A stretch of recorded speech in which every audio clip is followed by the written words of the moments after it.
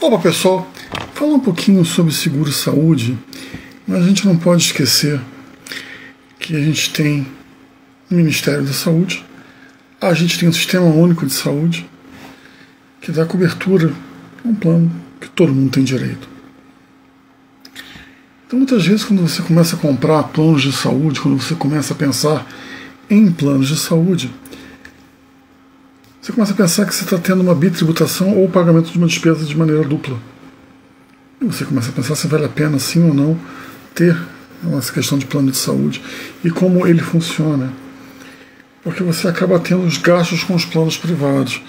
E esses gastos começaram a ficar e se tornaram uma das principais despesas hoje da família brasileira. Enquanto a gente tem uma determinada estrutura, como tem atendimento de urgência como o SAMU, a gente acaba tendo um segundo produto.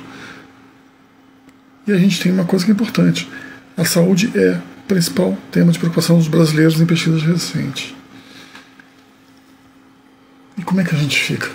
Eu acho esse tema muito complicado porque é o seguinte: ele é sensível, ele é caro, ele mexe diretamente com o seu medo, com a sua capacidade financeira e com um receio recorrente de, se acontecer alguma coisa comigo ou com os meus, o que eu faço? A gente não tem formação de cultura financeira, de cultura securitária, ou mesmo de uma matemática voltada a esse tipo de coisa, desde pequeno. Então a gente começa a pensar o seguinte, de uma maneira imediatista. Tenho dinheiro, eu compro plano de saúde. Não tenho, ou tenho uma necessidade que aconteceu em volta, eu tenho plano de saúde, senão não. Então a gente tem hoje grandes empresas como a Unimed, Bradesco, a Vivida, a Notre Dame, a Mil e a Sul América como principais pontos, e uma série de outras marcas crescendo cada vez mais, dando suporte a determinados nichos. Então hoje as pessoas estão acostumadas a rodar por planos de saúde, começam a pensar que plano de saúde nada mais é do que uma commodity. Mas ele é uma commodity com várias variáveis, e as pessoas ficam muito receosas somente na variável financeira. E durante muito tempo elas pensam que capacidade de pagamento financeiro de um produto é a mesma coisa de ter um bom produto. Já poderiam ter migrado para um produto menor, para um produto que melhor ajustado para uma determinada deficiência que elas vinham a ter. Então por isso a necessidade de você ter um bom corretor de seguros, um bom agente de vendas ligados a empresas de saúde e que saibam te explicar não só o determinado produto para fazer aquela venda, muitas vezes até emocional, você vai comprar esse produto. Ele te explicar o seguinte: o que você vai precisar pode ser uma forma também de você poupar dinheiro e se securitizar em outras áreas para você se proteger mais ainda. O seguro-saúde faz parte de um projeto de investimentos, de uma carteira de uma pessoa.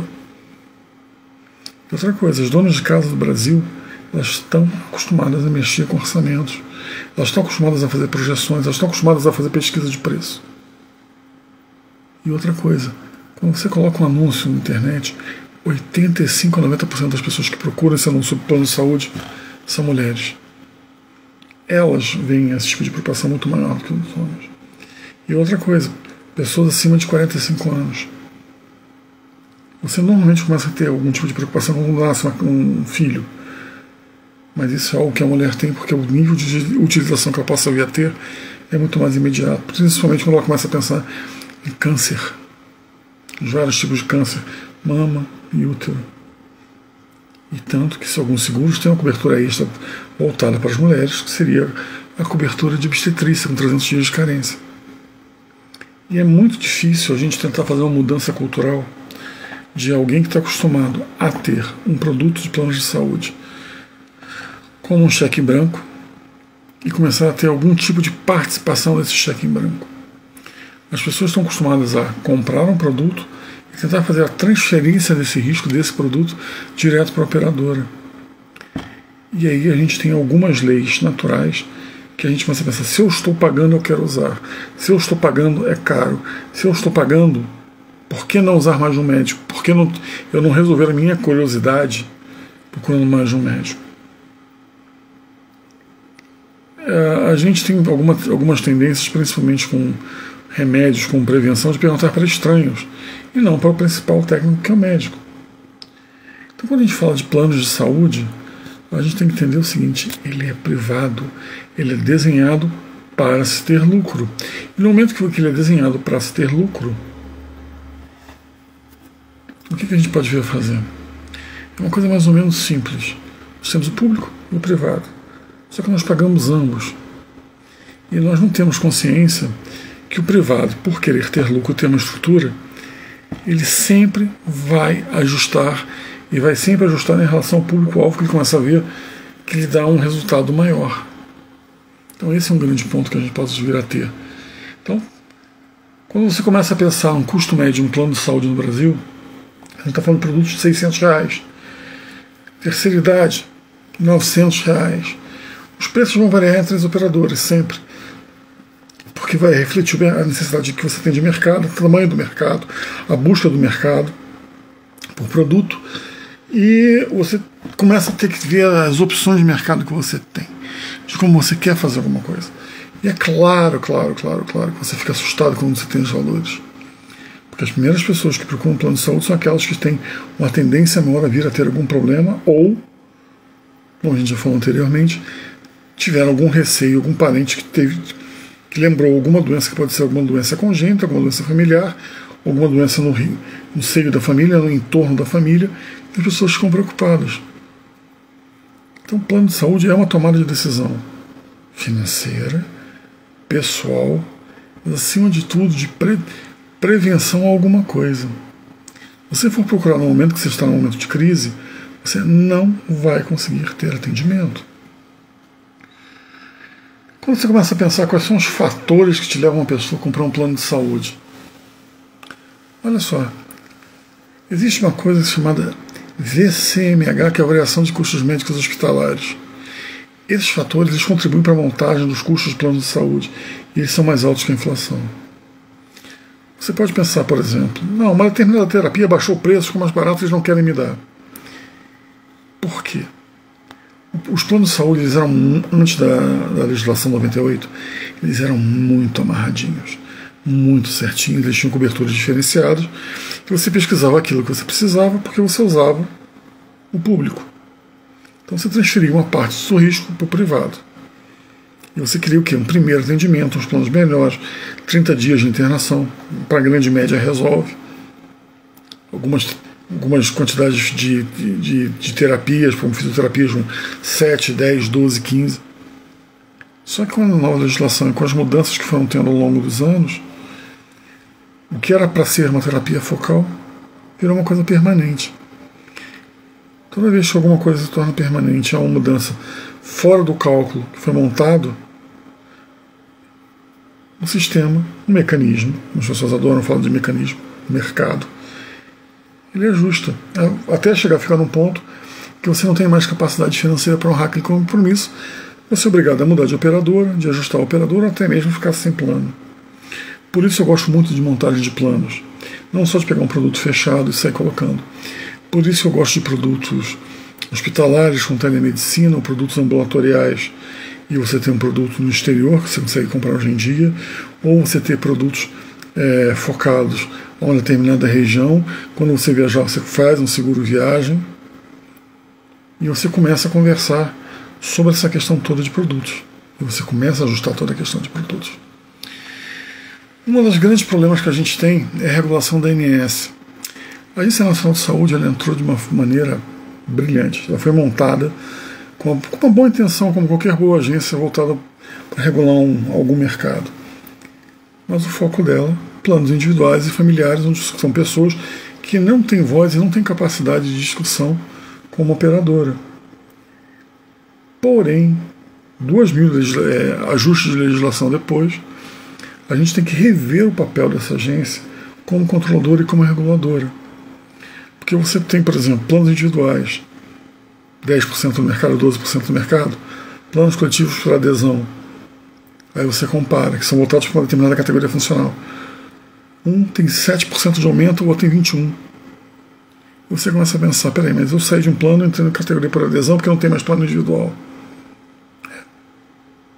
Porque no momento que tem alguém dizendo quanto é o teu lucro do teu negócio, o teu modelo de negócio, você começa a ficar apertado.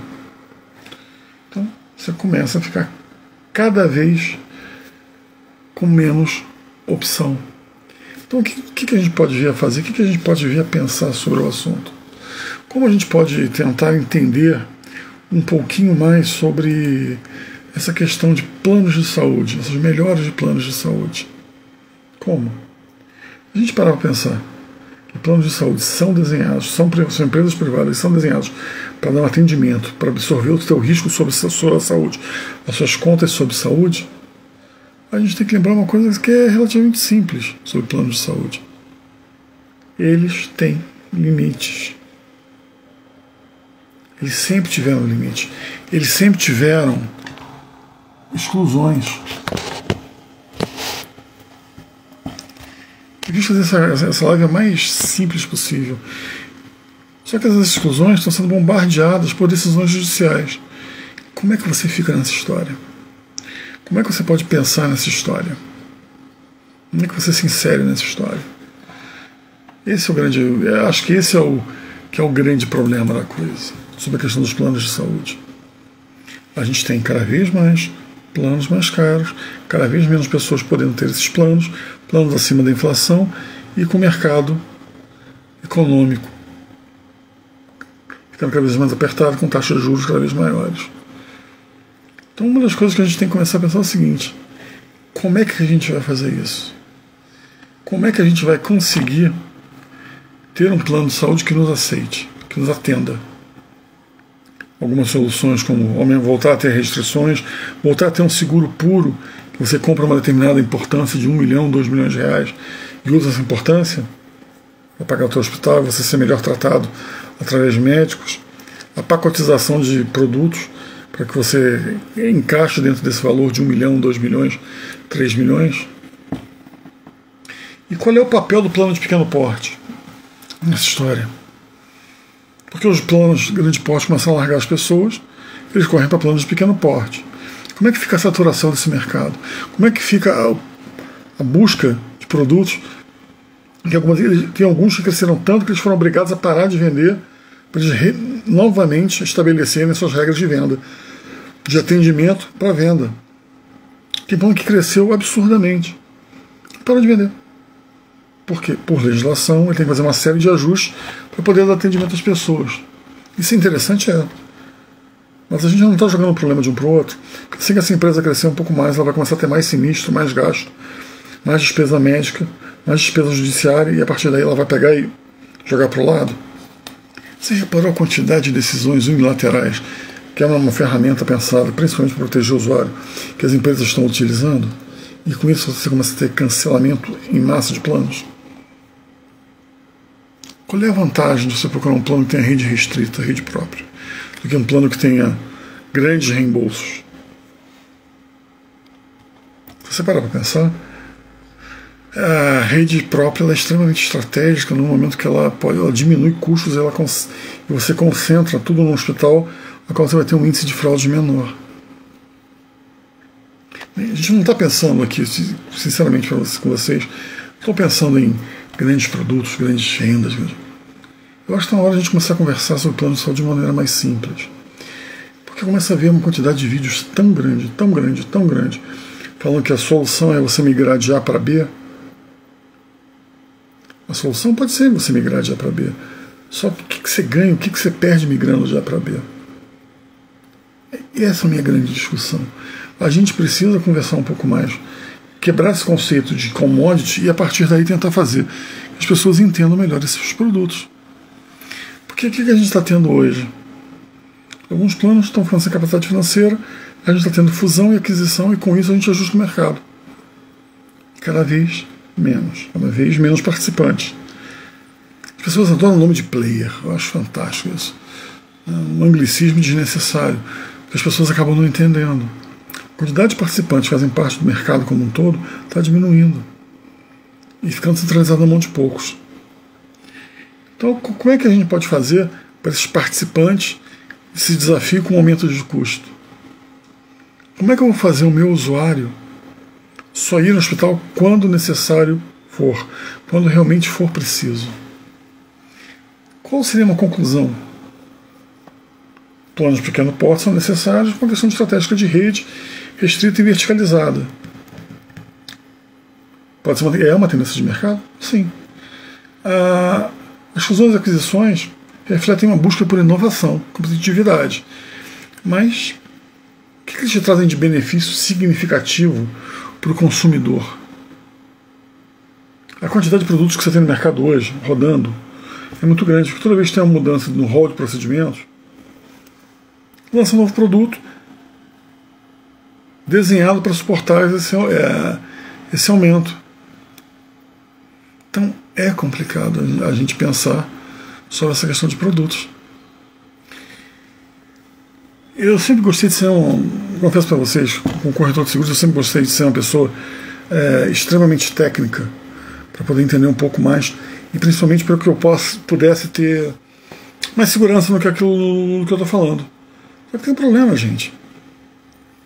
Se eu digo para você que tem uma determinada exclusão, e essa exclusão é mudada por uma lei, uma variante, uma ação judicial, como é que eu fico nessa história? Como é que eu posso ter segurança de passar alguma coisa para alguém?